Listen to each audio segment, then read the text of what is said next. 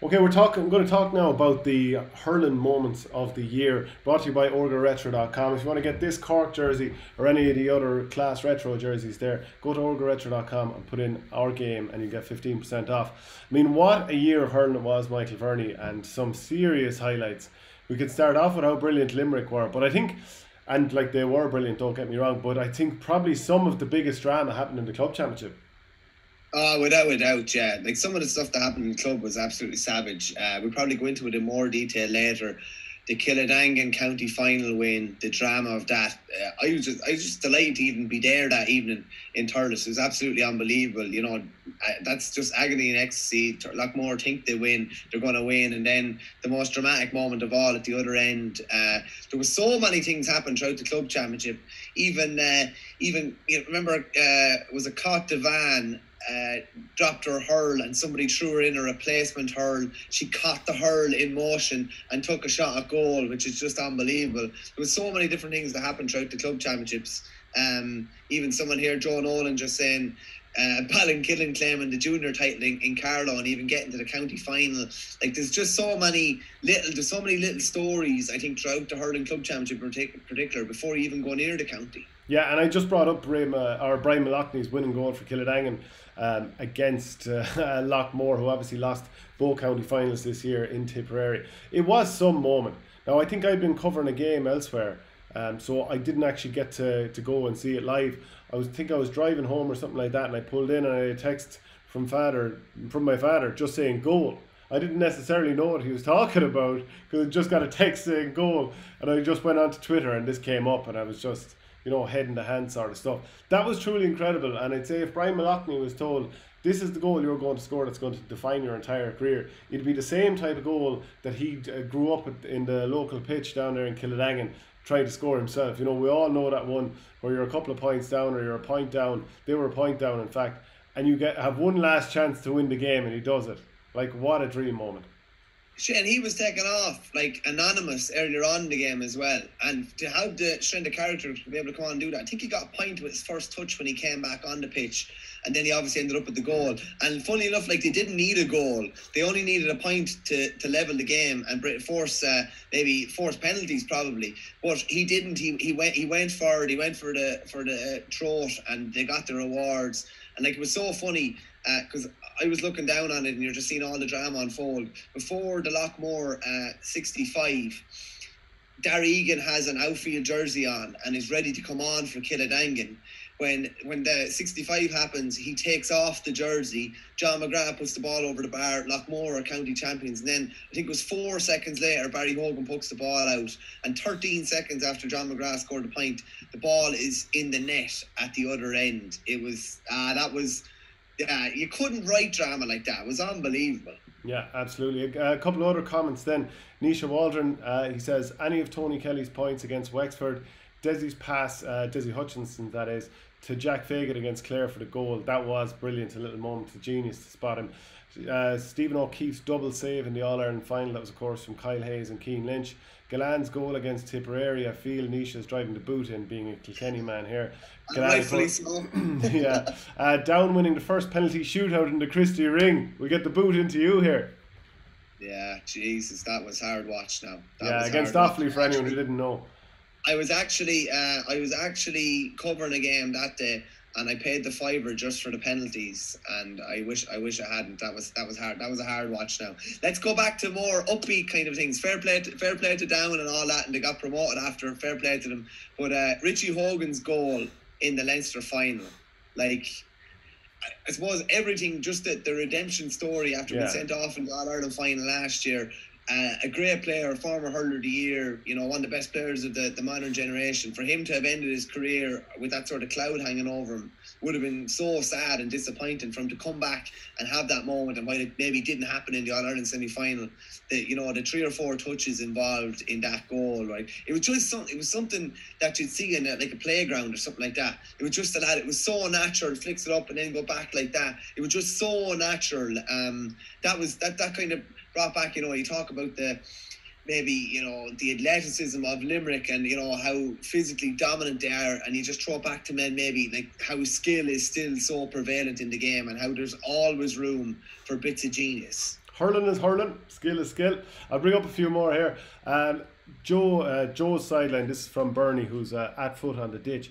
He goes, Joe's sideline versus Kilkenny was one that they did not get enough plaudits. He cut the ball 50 yards into Joe Cooney's hand, who was on the run, and then he tapped it over. Pure class. Yeah, I remember correctly, TJ Reid had fallen asleep when Joe Cooney went for the run. What a sideline cut. Did so brilliantly, did Cooney, to put his hand out and catch that ball. And then probably the easiest part of it was firing it over the bar. But Shane, on that as well, for Canning, the hardest thing to do in any sport is, more than like the real good quarterbacks, is to hit a moving target and actually put the ball, not where he is, but put the ball where he's going to be. As they say in American football, you want to hit him in stride. And he hit him in stride perfectly, and he knocked it over the bar. He didn't have to check. He had to put his hand out. It was an outstretched arm. He'd go. Like, in fairness to Cooney, it was brilliant from Canning. But like, if Cooney had missed it by a centimetre, like, no one would be talking about it. So Cooney did unbelievably well for that catch. And just even one of my own friends, Barry Kennedy from Burr, was on to me just saying about Canning's 4 sidelines. Like when has that ever happened in a big game, that someone would put over 4 sideline cuts? It was absolutely 4 sideline cuts from 4 sideline cuts. Yeah, you know what I mean? It was unbelievable. It was ridiculous. Now I'm going to bring up one that was sent on by Thomas McCarthy here. He was talking about Austin Gleeson's point against Passage in the county semi-final, and it really was quite something. Just bring it up on screen there, and knocks it over a player, gets it back up again. Typical Aussie Gleeson sort of stuff in a way. And throws it over the bar, and you can see the defenders are absolutely out on their ear after chasing him down. So that was kind of the return of Ozzie Gleeson in a way. When we were hearing about him doing these things in the Waterford Championship, and we'd seen some pictures of him with the body transformation, you knew that there was a bit of vintage Ozzie Gleeson coming back, and that was a good sort of a confirmation. I was at that game, Shane, actually. I was at that game. It was phenomenal, and you could just see him accelerating. He's one of these players. Generally, once he gets moving, he's so hard to stop, and you can just see he sold it halfway, gave a pass, and he just stayed going the whole way. It was a phenomenal point, and again, it was just a signal of the shape that he was going to be in for the inter-county championship, and we saw that particularly, I suppose, in the second half of the All-Ireland final, and even the second half against Kilkenny. Yeah, Jack Dunphy tweeted in saying Lisdowney's last second goal in normal time, 5-point recovery in the second half of extra time, and penalty save on the 7th penalty to win the Kilkenny Intermediate Hurling Championship. That is serious scene. So that is a brilliant one. And they were totally on heralded, Shane, as well. Like everybody just presumed Thomastown were going to win, and Lisdowney had never been. I don't think they'd been senior before. They didn't have any marquee players. They don't have anybody on the Kilkenny senior hurling panel. Like, imagine like a senior club in Kilkenny that doesn't have anyone represented on the Kilkenny panel is absolutely unreal. And even like looking at the Kilkenny under-20s, I think the sub goalie, I think it's Aidan Tallis, his name, is from Lisdowney, but that's the only representation they have between Kilkenny seniors and Kilkenny under-20s. It's phenomenal what they did to get seniors. Savage. Yeah, I'm going to bring up one here from Gertnahood Glengool. They tweeted this. This is actually Shane Long's club, if anyone is familiar with Gertnahood Glengool. But a great goal from Keane Hayes. This is a couple of months back. He fairly well blasted that top corner. Lovely little finish. Moving on to the next. And then Park Mannion's goal for a Haskra Fahina against Crockwell with literally the last puck of the game. Ball went flying in. You remember this one, don't you? Yeah, there was 2 games in a row, wasn't there, where they got last minute goals, and that was unreal. I think Cotton Mannion drove the ball about 120 yards, and Park was hanging in around the edge of the square, and it was just kind of it was really fairy tale stuff. I think 2 games in a row, and they ended up in a county semi-final as a result of it, and obviously one that's close to your heart. And I know it's funny, I'm home at the moment, and I had this hurl when we talked about it last January. Brendan Matter's point with half a hurl, probably even a small bit smaller than this. The boss was probably even a bit smaller than this, but it was real old style stuff. That was some score. He scores a free, breaks his hurl. The puck out comes, it manages to land to him, and he puts the ball over the bar on the left wing. And even the story around him getting the hurl back, he went looking for the hurl after, and somebody that was at the match when fans were actually allowed at a game in 2020, a young fella picked up the hurl, or his mother gave him the hurl, and it was actually given back to Brendan during lockdown, which was great. Like, that was such a throwback point as well. Yeah, that was some day of it now, I have to say, the All-Ireland semi-final up at the Gaelic grounds, because I was sitting in the high up gantry where the radio and the TV present, and I had Tip FM around me as well, and they were going nuts. And I remember being brought on to the radio at half time, and I was just like, St. Thomas's, they're not that good. I think Borris Lee can win this game. They should definitely go out and win it. And in the way they did it, It was just brilliant stuff, and the scenes afterwards, and even interviewing some of the players afterwards, you could just see what it meant to people. It was brilliant stuff, as was of course the Munster final against Ballygunner, but that was actually 2019, so we'll move on from that. I'll move on and see what we can find next from some of the people who commented in, and I'm kind of having to scroll a little bit. Have you anything else there? Just even on a moment as well, like Waterford's second half against Kilkenny.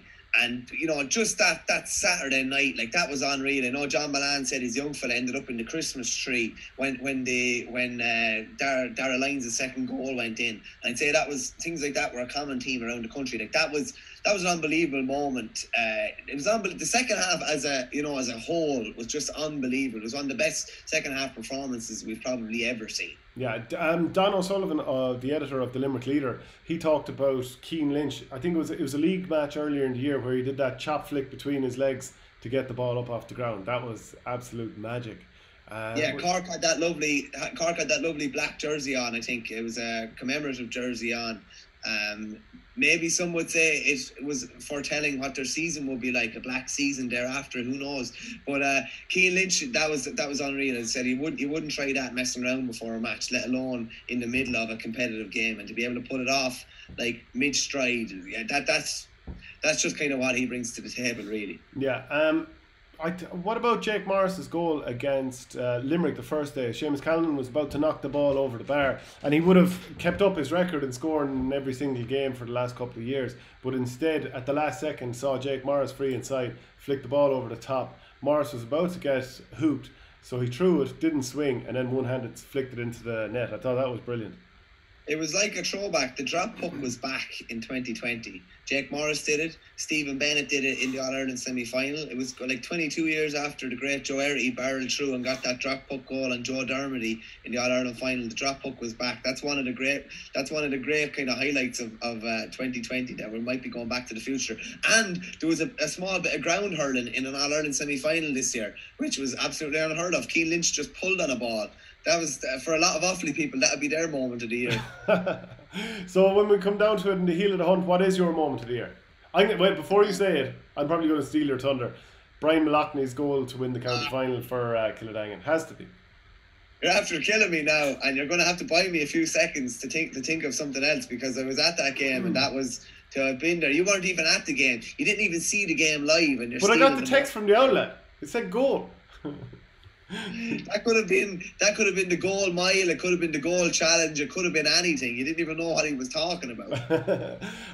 Just an interesting one as well, Shane. Even I kind of said to the boys in a WhatsApp group, just said, "What are your hurling highlights of the year?" And he just said the yellow ball was a highlight. I don't know, was he been funny? One of the boys said, but just the fact that, I suppose, I don't know, it was just something, a big marked change in hurling in 2020. Just even something as simple as, I have a white ball over there in the ground, but I have a yellow on here as well, actually, funny enough. So, like, we didn't actually think that this would be such a big thing of the 2020 season. There's cobwebs on it and everything, because it's a piece of memorabilia. It's never used. But it was just a kind of a mad thing that was introduced in 2020. Maybe I was one of the ones to maybe go along with a bit of fanfare around it, and maybe that it wasn't such a great move, but it was a big change through 2020. There was another comment in at some point about Donal Nugent scoring a few goals, and I think he basically did a one-armed hat-trick. And then, of course, you go on to the Joe McDonagh final and that celebration between himself and Darren Gleeson. That was pretty brilliant too. And the way Antrim the way they got that promotion was big as well. But Donal Nugent definitely deserves a mention. There's probably some of the comments I can't even find anymore, whatever little rabbit holes they end up down in on Twitter on these different sort of threads. But that's the most of them there, and I think there are brilliant moments. And if there's any we've missed out on, please comment in. Savage, I'd probably go back to Richie Hogan's goal for another moment, just because it was an absolute touch of genius. And while Cian Lynch's flick was great, that was out around the middle of the field. Richie Hogan was coming in to a real high pressure game, turned the game with an absolute moment of genius. And just the redemption story and him getting a moment in Croke Park.